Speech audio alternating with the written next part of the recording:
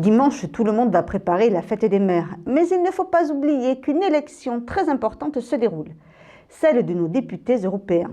Pourquoi ce vote est-il si important? Parce que 80% des lois qui nous dirigent viennent du Parlement européen. Nous avons rencontré les différents leaders qui ont pris la peine d'aller au-devant des électeurs de la côte sud des Landes.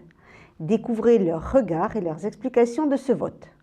Pour commencer, voici les candidats socialistes Jérôme Marbeau, Laurence Harribey et Renaud Lagrave, tous trois présents au Rassemblement des jeunes socialistes landais. Au Rassemblement des jeunes socialistes landais, les trois candidats aux européennes ont débattu avec les jeunes militants, leur rappelant l'intérêt d'aller voter le 25 mai prochain pour choisir leur Europe. L'enjeu du 25 mai, c'est qui on va investir comme député européen, qui va être député européen, pour aller représenter y compris notre région.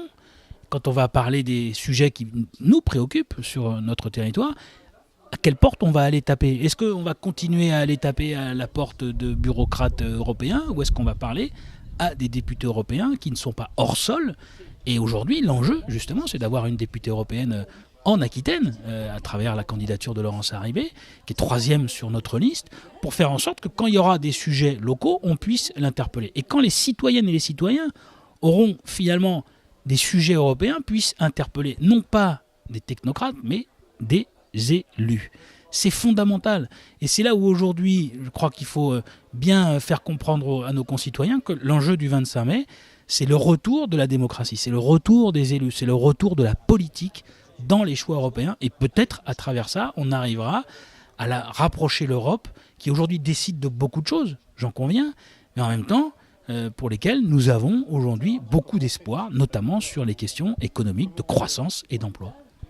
Les socialistes européens souhaitent plus de justice sociale et refusent l'austérité et la concurrence entre les travailleurs européens, avec des avancées en cours sur ce sujet.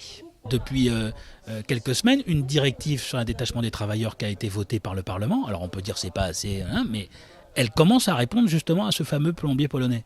Tout simplement parce qu'on va considérer que le travailleur qui arrive dans un pays, il est obligé, et l'entreprise en l'occurrence, est obligée de respecter les règles du pays, c'est-à-dire le salaire minimum, les règles de cotisation sociale et ainsi de suite. Ça a été voté il y a 1 mois et demi, personne n'en parle, mais la réalité est là. La deuxième chose, c'est que sur le dumping fiscal, et c'est là où on a un enjeu, c'est la fiscalité européenne. Vous êtes assez tranquille avec le fait que si demain c'est M. Juncker qui est élu président de la Commission européenne, rien ne bougera.